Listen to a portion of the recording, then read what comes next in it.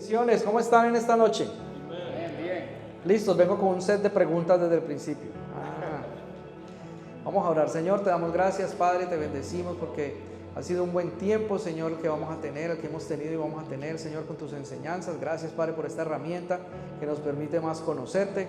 Pedimos, Señor, que reveles, Señor, lo que tú tienes para nosotros en esta noche, en el nombre de Jesús. Amén. Amén. Qué privilegio estar otra vez aquí frente a ustedes. Muchas gracias por soportarme. Esta noche vamos con el Evangelio según Juan y lo va a estar dando John. Bueno, entonces les cuento. En este Evangelio, ya hemos visto tres, este es el cuarto, el último Evangelio. Mateo, Marcos y Lucas presentan a Jesús en otra perspectiva. Mateo lo presentó como un rey y era muy importante para él la línea genealógica del Señor porque viene descendiendo de un rey. Uno de sus ancestros fue un rey. Entonces Mateo lo presenta como un rey. Y este rey fue anunciado por profetas. Todo lo que ocurrió en este lapsus de tiempo fue anunciado por profetas y se hizo realidad. Marcos lo presenta como un siervo, obediente. Él obedece a su padre. Lucas lo presenta como el hombre perfecto. Y Juan lo va a presentar como Dios hombre o el Hijo divino. Cuidado, se pierde, hermano, ahí. Gire a la derecha. Entonces, esa es la diferencia entre estos tres evangelios anteriores y Juan. Los tres anteriores se llaman los evangelios sinópticos porque yo puedo compararlos. Sinóptico significa ver juntos. Entonces yo puedo comparar Mateo, Marcos y Lucas, que tienen mucha similitud en lo que ellos escribieron. Los evangelios anteriores fueron escritos, todos estos evangelios, los cuatro, pero los tres anteriores han sido escritos para audiencias diferentes. El de Mateo tiene un enfoque hacia la audiencia judía. Eso era lo que él quería llamar la atención de la audiencia judía. Marcos a cristianos de origen gentil y sobre todo a los romanos. Lucas tenía una audiencia general más amplia y más universal que incluía a los judíos y a los gentiles, a los que no eran judíos. Ambos, o los tres anteriores, pues presentan a un Jesús muy público, que fue lo que él hizo frente a otros. Pero Juan lo va a presentar de una manera más privada, en el que él hizo para los suyos, para los que le seguían. Entonces lo vamos a ver a Jesús no solo como un hacedor de milagros y de proezas, sino como el Hijo de Dios, que va a revelar en este evangelio el corazón del Padre, que es lo que él tiene para nosotros. Entonces es un Jesús mucho más íntimo que el que presentan los evangelios anteriores. Entre Juan 1:1 al 18 nos habla y nos da una idea bien clara de lo que le acabo de explicar. Entonces, como lo presenta de una manera más íntima, empieza en Juan 1:1 diciendo: en el principio era el verbo, y el verbo era con Dios, y el verbo era Dios. O sea que él estaba ahí desde el principio. Este es el principio con Dios. Todas las cosas por él fueron hechas, y sin él nada de lo que ha sido hecho fue hecho. O sea que todas las cosas existieron con Dios, el verbo, siempre han estado ahí. En él estaba la vida, y la vida era la luz de los hombres. La luz en las tinieblas resplandece, y las tinieblas no prevalecieron contra ella. Este es el principio en Juan 1:1. Yo, como siempre lo he tratado de exhortar, va a funcionar mucho mejor lo que usted viene a recibir si usted se lee el libro. Y como vamos en secuencia, usted no se puede perder porque un libro está tras otro. Entonces es importante que se lea el libro para que sepa de qué estamos hablando. En este primer capítulo Jesús es presentado con varios nombres: Verbo, Luz, Vida e Hijo. Es bien importante. Ahora cuando ya se reúna en su grupo va a ver ahí por qué es importante Verbo, Luz y Vida, que son los nombres que se le han asignado a Jesús en este libro. ¿Por qué es importante este prólogo? Porque nos muestra una relación única de Jesús con Dios y con la humanidad. Nos ayuda a comprender que Jesús no empezó en Belén. Él venía desde la eternidad, Él ya existía con todas las cosas, el verbo ya existía. Entonces Él no comenzó en Belén. Eso simplemente fue otro momento en su vida, pero Él empezó desde la eternidad. En Juan, entre el 1:19 y el 12:50, entonces Jesús muestra su ministerio público. Esto es lo que escribió Juan de ese ministerio público que tuvo Jesús. Hizo milagros, señales, prodigios. Ya nos tenía acostumbrados a esto en los anteriores evangelios. Pero aquí le vamos a conocer de una manera más íntima. Es otra perspectiva porque lo está escribiendo alguien que caminó con él. Entonces es más íntimo lo que va a escribir. Entre esos señales, prodigios y milagros que hizo, en el capítulo 2, del 1 al 11, demuestra pues su poder como Dios, porque es invitado a un lugar que se llama Caná de Galilea, donde había una boda. Se estaba celebrando una boda y se acabó el vino. Entonces seguramente que todos se iban a ir porque no había vino. Pero vino la madre de Jesús y le dice que no hay vino. Él hace llenar 6 tinajas, donde le cabía cierta cantidad, bastante. Una tinaja a mí se me hace que es una cantidad de vino bastante amplia. Y esta agua es convertida en vino por él. O sea, salvó la fiesta. Si el Señor llega a nuestra vida, ya salvó la fiesta. Entre otras de las cosas que hizo fue sanar el hijo de un noble. Eso lo vas a encontrar en el 4:46 al 54.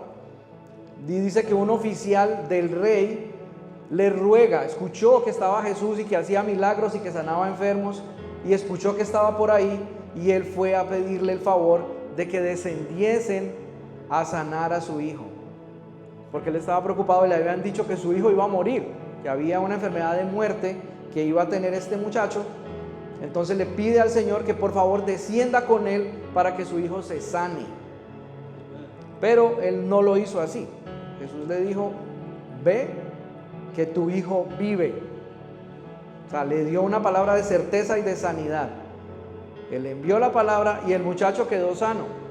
Este hombre noble preguntó a qué horas fue eso, y fue exactamente a la misma. Recuerda que él no está ahí, dista geográficamente de donde él estaba para llegar al lugar donde estaba su hijo enfermo, y corrobora que la palabra fue dada en la tarde y en ese mismo momento el niño se sanó. O sea que la palabra del Señor no conoce ni tiempo ni distancia, es enviada y es efectiva para lo que hace.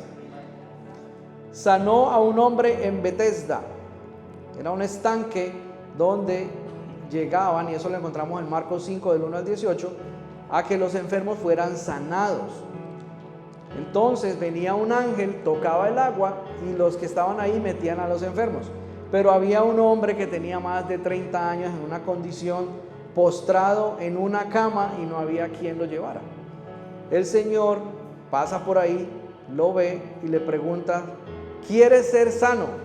Y él empieza a contarle, o sea, te están haciendo una pregunta, y muchas preguntas como esta el Señor nos las hace a nosotros en la palabra. Él fue conciso: ¿quieres ser sano? Si usted está enfermo y le preguntan ¿quieres ser sano?, ¿usted qué va a contestar? Yo quiero ser sano. Pero no, le empezó a explicarle: mira, es que el agua se mueve muy rápido y ¿quién me va? Eso no era lo que él estaba preguntando. Sin embargo, le dijo: toma tu lecho y anda. O sea, coja su camilla, hermano, porque ya no la necesita más. Se la metió debajo del brazo y quedó sano. Eso fue lo que él hizo. Alimentó a 5,000. Juan 6, 1 al 14 nos habla de que había una gran multitud escuchándolo a él ministrar, pero no había dinero, aparentemente no había recursos para comprarle a ellos el almuerzo. Pero aparece alguien que tiene 5 panes y 2 pececillos. Eso de pececillos me suena a mí a un pez pequeño. Pero lo pusieron en manos del Señor y él multiplicó. O sea que todo lo que el Señor toma lo multiplica. Nada queda igual después de que llega el toque de Jesús. Nada, ni su vida emocional, ni su vida familiar. Todo es transformado y es aumentado. Con esos 5 panes y 2 pececillos alimentaron a 5,000 varones, que fueron los que contaron que estaban en ese lugar para ser ministrados. Otro de los milagros increíbles descrito en Juan es que en el 6:15 al 21 Jesús camina sobre las aguas. Unos discípulos se fueron con un barco y entraron a remar, y hice la conversión de los codos que dice la palabra y son aproximadamente 3 millas. 3 millas dentro del agua es un poco largo, yo no las haría nunca. Es bastante adentro del agua. Y ellos iban solos, dice la palabra, pero vino caminando sobre, o sea, si él estaba en la orilla y usted está 3 millas dentro del agua, él vino caminando 3 millas en el agua. Eso es más que un milagro. Ellos se asustaron, pero cuando vieron que era él, lo dejaron subir a la barca. 3 millas, o sea, tuvo que haber caminado 3 millas, porque él estaba en la orilla. Si no estaba con ellos, todos están en la orilla, montaron la barca, se fueron hacia adentro 3 millas, él estaba en la orilla y caminó 3 millas para llegar a verlos. Un tremendo milagro. También sanó a un hombre ciego. En el capítulo 9, desde el 1 y hasta el 41, nos relata cómo hay un hombre ciego en el que él escupe en el barro y pone este barro en los ojos de él y le permite recobrar la vista a este hombre. Y de ahí empezó una gran controversia entre todos los religiosos que estaban, que por qué, que si era sábado, que qué poder tenía él, que en nombre de quién venía. Un montón de oposición para alguien que vino a cambiar la vida de todos los que estaban a su alrededor. Le preguntaron al ciego, al ex ciego, que qué pasó, que cómo lo hizo. No, él escupió, me puso barro en los ojos. Pero pudiste ver, pero ¿no será que te estabas haciendo el que era ciego? O sea, cuestionan el estado de salud del ciego. Le preguntan a los padres del ciego y los padres dicen, claro, él era ciego, pero él está tan viejo que le puede contestar. Yo no tengo que contestar, él no es un niño. Se le va a preguntar a un adulto y él le va a contestar que estuvo ciego. Dice en el 9:8, entonces los vecinos y los que antes le habían visto que era ciego decían, no era este el que se sentaba y mendigaba, porque no, alguien que sea ciego va a estar siempre a merced de otros. Unos decían, él es, y otros decían, a él se le parece, o sea, están dudando.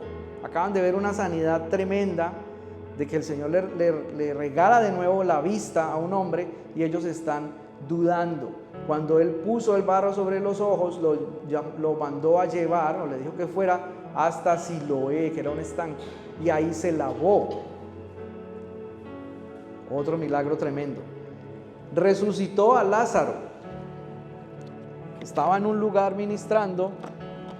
Lázaro estaba en otro lugar geográfico y le pidieron que fuera porque estaba enfermo, estaba muerto, estaba muriendo. Él llegó después de que había muerto Lázaro, pero lo resucitó. Había una gran controversia, que si podían, que si no podían. La tumba ya estaba sellada y tenía 4 días de muerto, pero él llegó y resucitó a Lázaro. O sea que el Señor tiene poder para cualquier cosa, incluso para resucitar un muerto. Esto nos muestra que su misión no era física, sino también espiritual y eterna, porque siempre está ligado, y la pregunta que hace es, pero yo te dije que esperaras, que vas a ver la gloria de Dios. O sea, él tenía la certeza dentro de sí de que podía hacer lo que podía hacer, pero la fe de otros, o la fe de todos en algún momento, no nos deja que lleguemos al potencial que Él nos quiere llevar, porque siempre ponemos en duda, entra nuestra humanidad a imperar. Tuvo un ministerio privado que es descrito en Juan 13 al 17. Entonces hizo bastantes cosas en privado. Nos habla de humildad y amor. En el capítulo 13 describe cómo después de que están cenando, Él se pone a lavar los pies de los apóstoles. Él era rey, hombre, divino, y rebajó su condición para ir a lavarle los pies a los apóstoles, porque él quería mantener lo que ha dicho, que no vino a servir, no vino a ser servido, sino a servir. Eso lo hace como un servicio. Eso nos habla de humildad, de amor. No hace referencia, yo cuando estaba estudiando el libro, no hace referencia a que no hubiese lavado los pies de Judas. Entonces también, porque él era parte de sus apóstoles y le lava los pies seguramente a él también, sabiendo que él era el que le iba a traicionar. Da un nuevo mandamiento en ese mismo 13:34, que os améis unos a otros como yo he amado, y que también améis unos a otros. O sea que hay que amarnos los unos a los otros en el amor del Señor. En esto conocerán todos los que sois mis discípulos, si tuvieres amor unos con los otros. O sea, si queremos ser un discípulo hay que tener amor el uno por el otro. También nos habla en el capítulo 14 el consuelo y la segunda venida. El Señor va a regresar. Estamos a punto de que regrese. Y hay promesa del Espíritu Santo.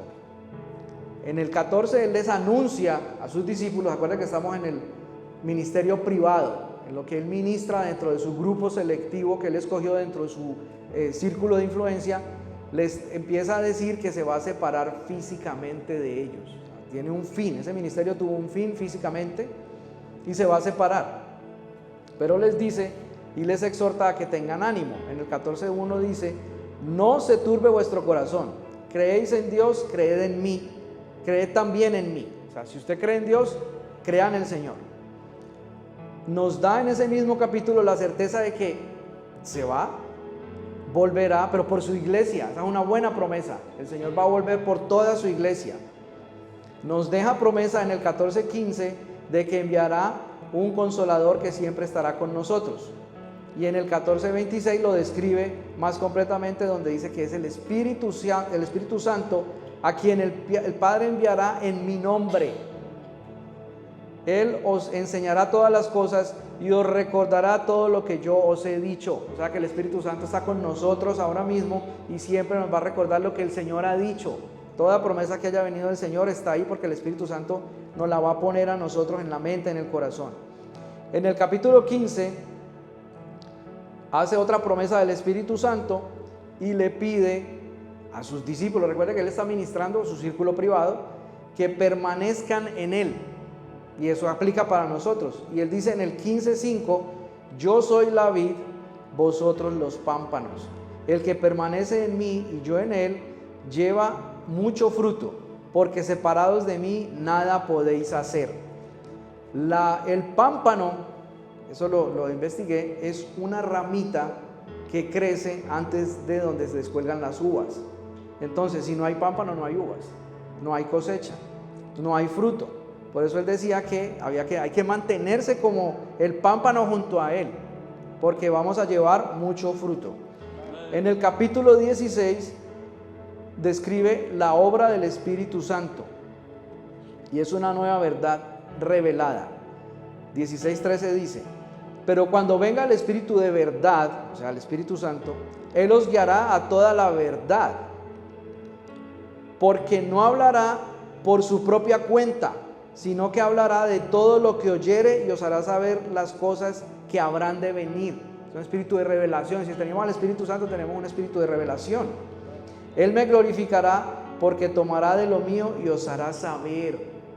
El Espíritu Santo nos revela qué es lo que el Señor tiene para nosotros. Todo lo que tiene el Padre es mío.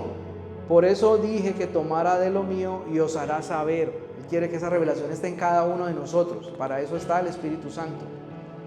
El Señor en ese mismo capítulo ora por sus discípulos y los encomienda al Padre. ¿Por qué? Porque Él sabe que no va a estar físicamente. Se va a separar físicamente de ellos, pero ellos no estaban preparados para separarse físicamente de Él. Y le pide al Padre protección por ellos. En el 17:15 dice: no ruego que los quites del mundo, sino que los guardes del mal. Entonces hay que pedirle al Señor que nos guarde del mal, porque en el mundo ya estamos. Y en el mundo que hay aflicciones, pero el Señor ha vencido. Es importante esta parte porque podemos ver en esos capítulos el corazón de Jesús para sus discípulos. En el 17 le está ministrando completamente a su círculo de influencia, pero eso también aplica para nosotros. Muestra de cómo debemos vivir como seguidores suyos, acuérdense, amando los unos a los otros. Luego nos habla, entre el 18 y el 19, del sufrimiento y la muerte. Aquí nos muestra la obediencia que tuvo Jesús para no evitar la ida a la cruz. O sea, cualquiera de nosotros dice que mañana nos van a crucificar, seguro que mañana no venimos. Vamos a buscar la salida lo más pronto. Imagínese usted, el Espíritu Santo le dice: mañana te van a crucificar. Yo no creo, yo no vendría. Pero Él no lo hizo así. Él fue obediente y enfrentó el juicio humano y un juicio falso que le montaron. Llega en ese momento a la vida de Jesús, donde es arrestado, entregado y traicionado. Se juntaron todos los hados ahí. los traiciona a alguien de su círculo más cercano, porque a usted no lo va a traicionar a alguien de afuera, a usted no lo va a traicionar a alguien que no conoce, usted no tiene que traicionar a alguien de su círculo cercano. O sea que la traición es tan vieja como la humanidad, no es nada nuevo en eso. Describe que llega Judas con unos soldados armados al mismo lugar donde estaba Jesús. Ellos estaban en un huerto. La palabra describe que entraron a un huerto. Pero él, sabiendo a qué venían, se les adelanta y les pregunta: ¿a quién buscáis? Él ya sabía que venían por él. Ninguno de nosotros nos hubiéramos quedado ahí, yo se lo garantizo, hubiéramos salido corriendo. Él se adelanta al acontecimiento porque ya sabía lo que venía para la vida de él. Tenía él entre sus apóstoles uno muy volátil de genio que se llama Pedro. Y Pedro quiere evitar el momento, saca su espada y le corta la oreja a un siervo del sumo sacerdote que se llama Malco. Pero el Señor le reprende y le reitera que eso es lo que debe ocurrir. O sea, la aprehensión del Señor, el encarcelamiento de él debe ocurrir. O sea que lo de la oreja con Pedro sobraba, pero él lo hizo, era un hombre impulsivo. Muchos somos así. Yo hubiera hecho lo mismo. Me defiendo para que no me lleven el líder. Pues. Él está perdiendo a su líder. O sea, vamos a mirar la parte emocional. Por eso este libro es tan bueno, porque hay una parte emocional donde muestra a Jesús como un hombre común y corriente como lo somos nosotros. Y hay una parte emocional de los que le rodean. Eran sus apóstoles, tenían el mejor líder del mundo y el hombre andaba armado. Jesús le reprende, le reitera que eso debe ocurrir así y que no hay que evitarlo porque la palabra se tiene que cumplir. Ahí Jesús es llevado ante Anás, quien era suegro de Caifás. Toda esta gente es la que está en contra de él, toda esta es la oposición a su ministerio. Y le empiezan cuestionando acerca de su doctrina y de los discípulos. Porque ellos creen, tienen en su mente que él ministraba secretamente y todo lo que hacía lo hacía secretamente. Sin embargo, él le dice que todo lo que él ha hecho es público. Él va a la sinagoga, enseña, está en las plazas, o sea, es público, ya le conoce la gente, no había nada secreto. Todo lo hizo públicamente. Es golpeado por esta respuesta y lo envían ahora donde Caifás. Estaba donde Anás, ahora lo mandan donde Caifás. Y en ese momento es donde Pedro lo niega. Él ya le había dicho que me vas a negar. Si usted leyó el libro, sabe dónde estamos. Y si no, pues léaselo esta noche para que sepa de qué estamos hablando. Y Pedro lo niega. Dice que no era de los que andaba con él. El gallo canta, o sea, todo eso. El Señor, pues un tremendo profeta, él sabía lo que iba a ocurrir, lo que ya iba a venir para su vida. Lo envían ante Pilato porque ellos empezaron a decir que él era el rey de los judíos. Su oposición empezó a inventar cargos para que él fuera juzgado. Y no, él está diciendo que es el rey de los judíos. Pilato le hace la misma pregunta: ¿eres el rey de los judíos? Y él le contesta que su reino no es de este mundo, porque si lo fuera, los servidores que estaban junto a él pelearían para que él no fuera entregado a los judíos. Entonces es un rey sí, pero no de este mundo. Pilato propone liberar un prisionero porque no encontraba delito, o sea, fueron donde alguien que tiene la potencialidad de juzgar y decir se va a hacer así o se va a hacer así, lo van a matar o va a vivir, y él escucha el argumento y dice: yo no encuentro delito alguno, pero les propongo liberar un prisionero porque ustedes por esta época del año reciben un prisionero liberado. Les libero a Jesús y ellos dijeron: no, libera a un ladrón que se llama Barrabás. Cometieron un grave error, pero así tenía que ser. El Señor es juzgado en un juicio injusto y condenado a pena de muerte en la cruz. Los judíos, ahí yo en mi percepción, politizaron el juicio, porque empiezan a amenazar a Pilato que si él no lo condena a muerte y no lo lleva a la cruz, entonces él no estaba representando al César, era gobierno romano el que estaba en ese momento ahí. Entonces si él hacía lo contrario, no estaba representando al César y se iba a formar un lío más político. Al final, pues lo declaran culpable, lo llevan a la cruz, lo ponen en medio de dos ladrones y allí sale una frase que determina todo este capítulo, que es: consumado es. Porque después de que pasó por el sufrimiento, de que te tocó cargar una cruz, tenía una corona de espinas, lo crucifican, al final para saber si vivía o no le dan vinagre, él lo toma y dice: consumado es, y ahí en ese momento entregó su espíritu al Padre. ¿Qué es lo importante de este momento? Que Jesús murió voluntariamente, aún y con un juicio injusto se dejó llevar hasta el final, porque él sabía lo que tenía que ocurrir. Esa era parte de su misión redentora. Luego viene la resurrección y victoria. ¿Por qué?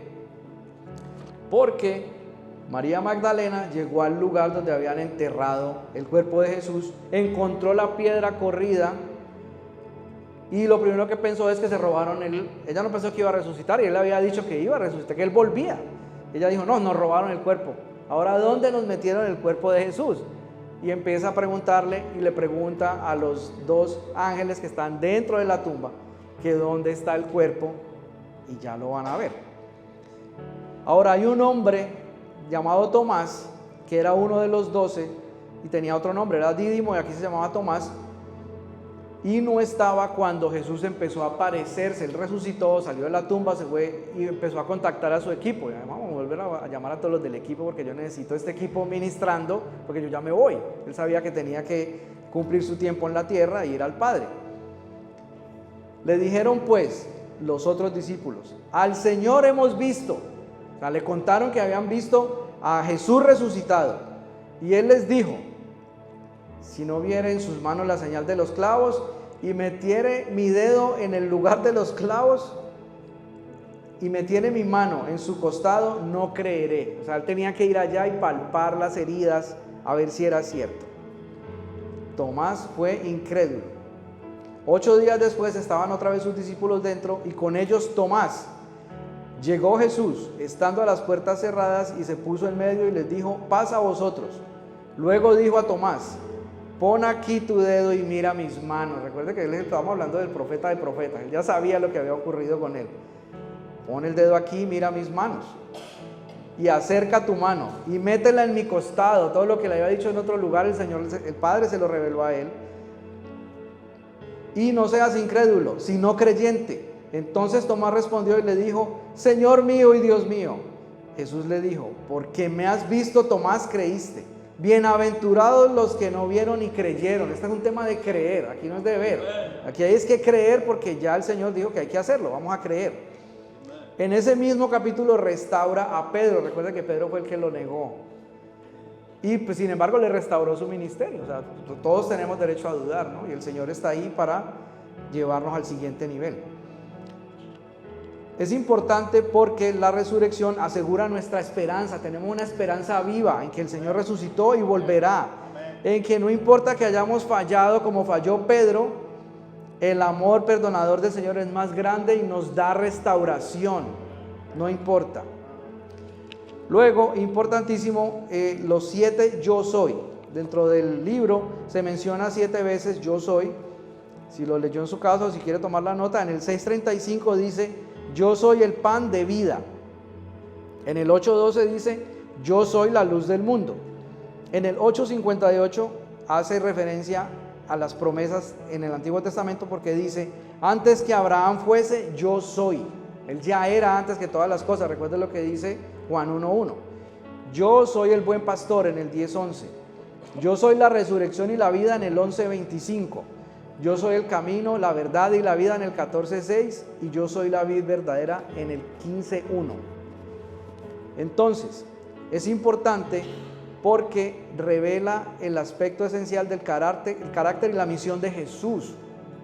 Nos ayuda a conocerlo mejor y a confiar en Él. Recuerde que no es de ver, es de creer. Tenemos que creer aunque no veamos. Nos ha presentado este libro a Jesús como Salvador, Dios y amigo íntimo. Este es un libro mucho más cercano al corazón de Él, porque los otros eran un poco más técnicos, querían saber de dónde venía, ya todo lo que presentan es un tema un poco más técnico. Este es mucho más cercano a Él porque Él caminó con Jesús, Juan caminó con Jesús.